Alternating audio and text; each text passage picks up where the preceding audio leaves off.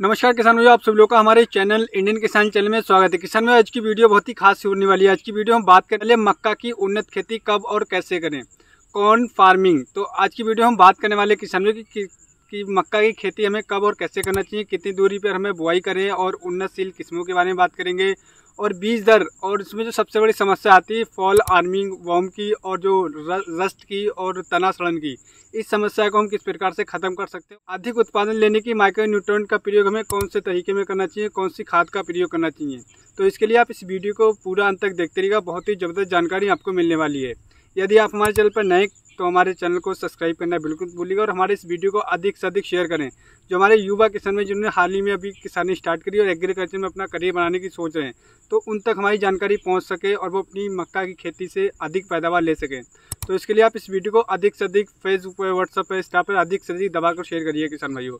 तो आइए हम शुरू करते हैं कि मक्का की उन्नत खेती कब और कैसे करें, यानी कि जो कॉर्न फार्मिंग हो उसकी बेहतर उत्पादन यानी कि रिकार्ड उत्पादन हम किस प्रकार से ले सकते हैं। तो आइए हम शुरू करते हैं किसान में। सबसे पहले हम बात करते हैं कि मक्का की खेती के लिए बेस्ट सीजन यानी कि जो टाइमिंग है वो कौन सा है।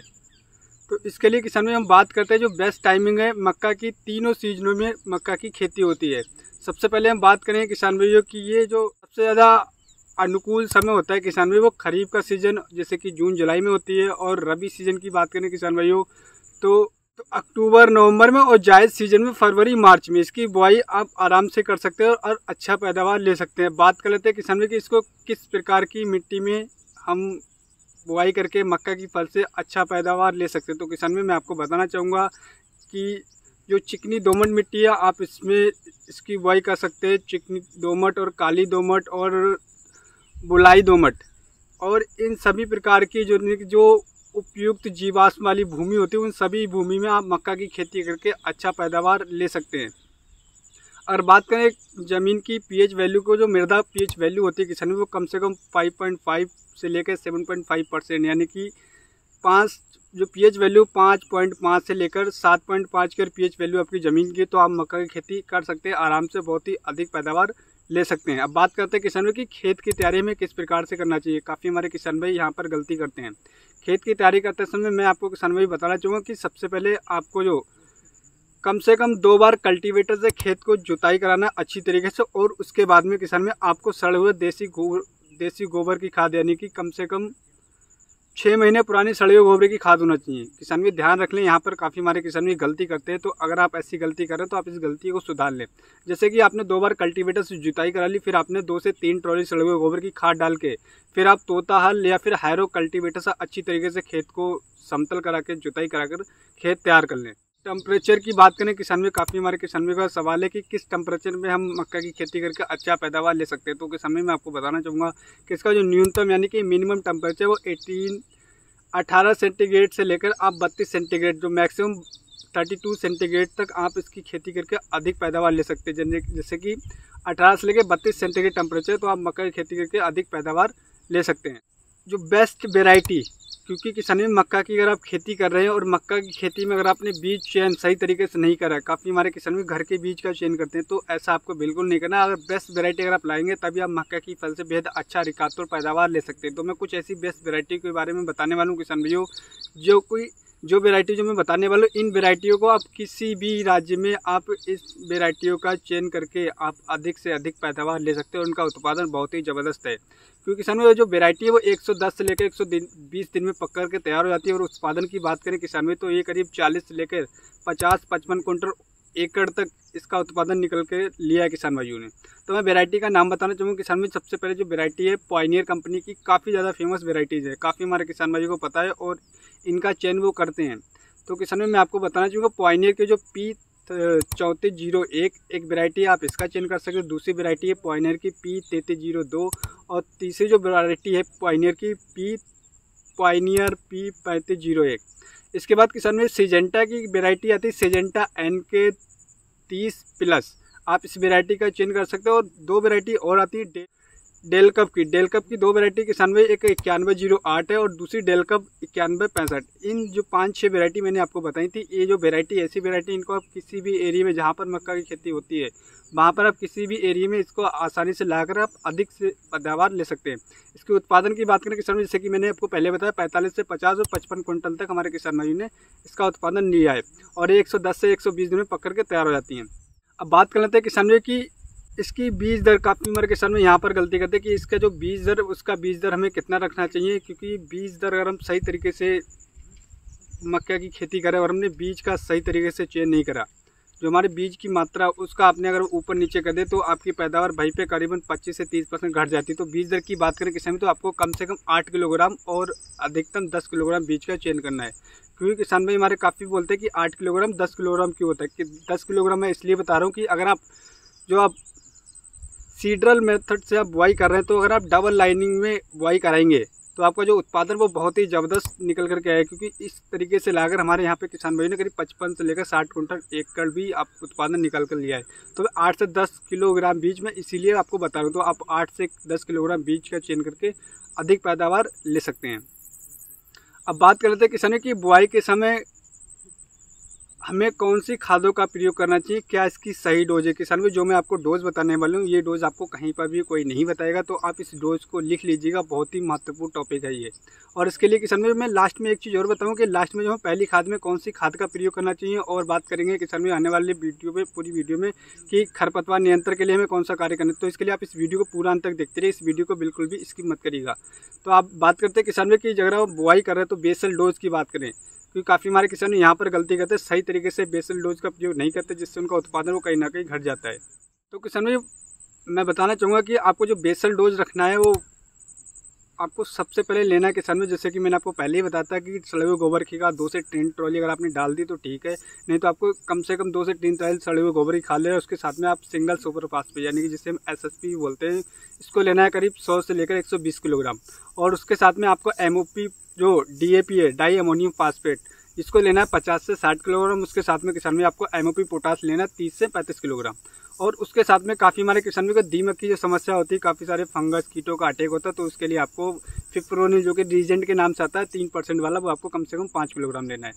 इन जो खाद जब मैंने आपको जो डोज बताई थी, इस डोज को आप ज़मीन में ला करके आप जो सीडल मेटल से बुआई कर दीजिए, जो उत्पादन आपका निकल करके आए वो बहुत ही ज़बरदस्त निकल करके आए। क्योंकि ये जो डोज मैंने बताई थी, इस डोज का काफ़ी हमारे एरिया में किसान भी करते हैं और मैं भी इस डोज का ही प्रयोग करता हूँ, जिससे हमारा जो जर्मिनेशन होता है वो 100% होता है और हमारा जो हमारी मक्का जम करके आती है उसके बाद में पौधा एकदम ग्रीननेस से भरा हुआ होता है और हमारे जो उत्पादन वो बहुत ही ज़बरदस्त निकाल कर करते हैं, क्योंकि वेजिटेटिव ग्रोथ बहुत अच्छी तरीके से होती है, 100% जर्मिनेशन था, जिससे कि यहाँ पर मैंने रीजन का प्रयोग किया, जिससे हमारी काफ़ी किसान भी गलती करते हैं, जिस वजह से उनका 100% जर्मिनेशन भी नहीं होता है। तो अगर आप रीजन का प्रयोग करेंगे तो आपको 100% जर्मिनेशन भी देखने को मिलेगा। अब बात करते हैं किसान भाई की लाइन से लाइन की दूरी कितनी रखना चाहिए और पौधे से पौधे की दूरी कितनी रखना चाहिए, क्योंकि यहाँ पर भी काफ़ी हमारे किसान भी गलती करते हैं। कुछ हमारे किसान भी हाथ से करते हैं, लेकिन मैं आपको बताना चाहूँगा हाथ की जगह आप सीडरल मेथड से बुआई करेंगे तब आप अधिक पैदावार ले सकते हैं। लाइन की दूरी की बात करें, कम से कम आपको 16 इंच लाइन से लाइन की दूरी रखना है, और सीड से सीड की यानी कि पौधे से पौधे की दूरी की बात करें तो 10 इंच का आपको कम से कम रखना है। अब बात करें किसान भाई की सिंचाई, काफ़ी हमारे किसान भी गलती करते हैं कि सिंचाई हमें किस तरीके से करना चाहिए, क्योंकि काफ़ी हमारे किसान भाई सही तरीके से सिंचाई नहीं करते, कि कभी 20 दिन में कभी 25 दिन में, तो ऐसा आपको बिल्कुल नहीं करना है किसान भाई। अगर बात करें खरीफ सीजन में तो आपको कम से कम 12 से 15 दिन में सिंचाई अवश्य कर देना भाई। अगर बात करें किसान भाइयों जो रबी सीजन में आपको 10 से 12 दिन में सिंचाई करना, खरीफ सीजन में आपको 12 से 15 दिन में सिंचाई करना। और बात करें किसान भाइयों जैसे कि जो जायद में वहाँ पर समय बरसात हो रही, तो आप समय अनुसार सिंचाई करेंगे तब आपको अधिक पैदावार देखने को मिलेगा। अब बात कर लेते हैं किसानों की खरपतवार नियंत्रण, क्योंकि हमने खेत अच्छी तरह तैयार करके अच्छी तरह बीज का चयन किया था, सब कुछ कार्य करते हैं, लेकिन हमारे खेत की फसल में जो हमारी फसल है उसमें खरपतवार हो गया है। तो किसान भाई मैं आपको बताना चाहूँ, खरपतवार के अगर आप निराई गोड़े करके निकालेंगे तब आप बहुत ही अच्छा रिजल्ट ले सकते हैं। अगर आपको लेबर नहीं मिल रही है तो अगर आप खरपतवार आपकी फसल में उगाएं तो खरपतवार के लिए किसान भाई जैसे कि जो आप पहला स्प्रे 25 से 40 दिन में आप खरपतवार के लिए जैसे कि जो आता है लोडिस का, बायर कंपनी का लोडिस का आता है 120 से 150 ग्राम आप 200 लीटर पानी में घोल तैयार करिएगा और इसका स्प्रे कर दिए, जो खरपतवार है वो जड़ से खत्म हो जाएगा। क्योंकि काफ़ी हमारे किसानों का खरपतवार के चलते मजदूर की जो पैदावार है करीब 25 से 30% घट जाती है, जिससे उन्हें घाटा देखने को मिलता है। स्प्रेइंग शेड्यूल जैसे कि सबसे बड़ी समस्या आती है हमारी जो मक्का की खेती वो आती है, जैसे कि जो हमारे जो फॉलिंग आर्मी वॉर्म, ये समस्या काफ़ी ज़्यादा हमारी जो मक्का की खेती होती है उसमें देखने को मिलती है। उसमें पत्ती झुलसा देखने को मिलता है, तना सड़न मिलता है और रस्ट मिलता है। ये समस्या बहुत ही ज़्यादा समस्या होती है, जिस वजह से हमारे किसानों की काफ़ी मक्का की फसलें बर्बाद हो जाती हैं। तो इसका सही समय पर इलाज करना बेहद ज़रूरी है। तो इसके लिए हमें कौन सा स्प्रे करना चाहिए, काफ़ी हमारे किसानों को अलग अलग तरीके टेक्निक का प्रयोग करते हैं। तो मैं किसानों में जो मैं टेक्निकल का प्रयोग बता रहा हूँ, मैं आपको अगर आप इस टेक्निकल का प्रयोग करें तो आपको जो मक्का की फसल में जो फ्लाई आर्मी वॉर्म है, तना छेदक है, पत्ती झुलसा है और तना सड़न है और रस्ट जो जैसी समस्याएं हैं, उन समस्याओं को 100% खात्मा कर सकते हैं। जो मैं आपको डोज बताना है तो आप इस डोज को आप लिख सकते हैं। सबसे पहले लेना है किसान भाइयों, अब जब आपकी मक्का की फसल 25 से 40 दिन या 30 से 40 दिन की हो रही हो, तब आप इसका स्प्रे कर सकते हैं। तो मैं बताना चाहूँगा, सबसे पहले लेना है आपको NPK 19-19 100 ग्राम, और उसके साथ में किसान में आपको लेना एडामा कंपनी का वेरेंजिन जो आता है 40 ml आपको लेना है। उसके साथ में M45 फंगिसाइड 40 ग्राम। इन तीनों टेक्निकल को आप 15 लीटर पंप के हिसाब से मैं डोज बता रहा हूँ। किसान में ध्यान रखिए, 15 लीटर का जो आपका पंप आता है उसके हिसाब से मैं डोज बता रहा हूँ। आपको NPK 19-19 लेना है, उसके साथ में एडामा कंपनी का लेना है वेरेंजिन जो 40 ml लेना है। उसके साथ में किसान में M45 का फंगिसाइड, इनको लेकर अच्छी तरीके से आप स्प्रे कर सकते हैं। इस तरीके से अगर करेंगे तो आपके जो मक्का की फसल में जो भी आपकी समस्याएं थी, पत्ती झुलसा, तना छेदक, तना सड़न, रस्ट और जो फॉल आर्मी वॉर्म, इस समस्या को 100% सभी प्रकार के जो कीट होते हैं उनको ये 100% खात्मा कर रहे हैं। यहाँ पे हमने जो NPK 19-19 एक टॉनिक के भांति प्रयोग कर रहे हैं, क्योंकि इससे हमारे जो मक्का की फसल उसमें ग्रीननेस अधिक होगी और जो खाद की जो डिफिशियंसी होगी वो डिफिशियंसी खत्म करेगी, क्योंकि ये टॉनिक की तरह यहाँ पर काम करेगा। अब बात कर लेते हैं कि अगर आप दोबारा से आप स्प्रे करना चाहते हैं, आपको लगता है कि आपकी एक स्प्रे में खात्मा नहीं हुआ, तो आप दोबारा स्प्रे, जब आपकी मक्का की फसल 40 से 60 दिन की हो रही होती है तब आप उस समय पर आप दूसरा स्प्रे कर सकते हैं। यानी कि 40 से 60 में आपको लगता है कि आपको पहले स्प्रे में खात्मा नहीं हुआ तो आप दूसरी बार स्प्रे कर सकते हैं। तो डो डिलाइट लेना है आपको 15 ml किसान में। उसके साथ में टाटा का आता है ताकत फंगिसाइड, उसको लेना है 40 ml। उसके साथ एडामा कंपनी का एरामोरोक्स, उसको लेना आपको 30 ml। और उसके साथ में किसान भाइयों जो सिलिकॉन चिपकू का अवश्य प्रयोग करें, इससे जो रिजल्ट होते हैं बेहतर निकल करके आते हैं। क्योंकि इस किसान में सिलिकू चिपकू का प्रयोग नहीं करते तो अच्छी तरीके से हमारे पत्ते पे चिपक नहीं पाते, जो भी हम दवाई का प्रयोग करते हैं, जिस वजह से हमें अच्छा रिजल्ट देखने को नहीं मिलता है। तो आप सिलिकॉन चिपकू का प्रयोग अवश्य करिएगा, जिससे आपको रिजल्ट बेहतर मिलेंगे। तो आप दूसरी जो स्प्रे आप इसका प्रयोग कर सकते हैं। जैसे अब बात करते हैं किसान में कि पहली खाद में काफ़ी हमारे किसान भी करते हैं कि 2-2, 3-3 बार खाद का प्रयोग करते हैं। किसान भी ऐसा आपको बिल्कुल नहीं, मक्का की खेती में सिर्फ एक खाद लगाने की आवश्यकता पड़ती है, क्योंकि एक तो आपने बेसल डोज में दे दी। क्योंकि ये किसान भाई ये टॉपिक, ये जो बात है आपको कहीं पर भी कोई नहीं बताएगा। यहाँ पर मैं बताना चाहूँगा कि आपको पहली खाद, आपको जब आपकी मक्का की फसल 30 से 40 दिन की हो रही है तो उस समय पर आपको एक खाद देना, उसमें लेना है आपको यूरिया लेना है करीब 50 किलोग्राम, सागरिका लेना है 8 से 10 किलोग्राम, और उसके साथ में आपको जिंक सल्फेट 33% वाला 5 किलोग्राम लेना है, और उसके साथ में आपको ह्यूमिक एसिड 1 से 1.5 किलोग्राम लेना है। ये जो डोज है, इन चारों खादों को आप प्रयोग कर दें और देने के बाद आप सिंचाई कर दें। जो आपका पैदावार है किसान भाइयों, इसमें हमने ह्यूमिक एसिड इसलिए क्योंकि ह्यूमिक एसिड में ऐसे पोषक तत्व होते हैं जो हमारी मक्का की फसल के लिए बेहद महत्वपूर्ण पोषक तत्व, इसमें लोहा, जिंक, सल्फेट, बहुत सारे ऐसे पोषक तत्व होते हैं जिस वजह से हमारी मक्का की फसल में कभी कभी आपने देखा होगा हानि देखने को मिलती है, क्योंकि सही तरीके से खाद की डिफिशियंसी पूरी नहीं हो पाती है। तो जो ह्यूमिक एसिड उन सभी खादों की पूर्ति करें, उसमें जो पैदावार है उससे बहुत ही ज़बरदस्त रिजल्ट आपको देखने को मिलेंगे।